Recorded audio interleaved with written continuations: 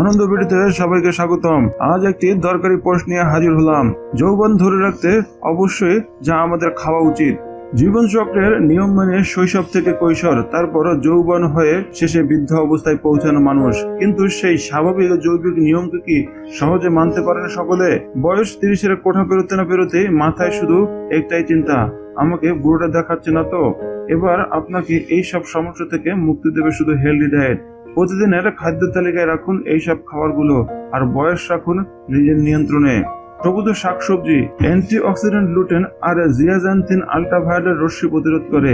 এই রশ্মি আমাদের ত্বকের স্বাভাবিক উজ্জ্বলতাকে নষ্ট করে। সবুজ শাকসবজি একদিকে যেমন ত্বককে রক্ষা করে, তেমনি এর মধ্যে থাকে বিভিন্ন ভিটামিন যা দৃষ্টিশক্তিকে উন্নত করে। শশায় থাকে সিলিকা যা ত্বককে বলিরেখার হাত থেকে বাঁচায়।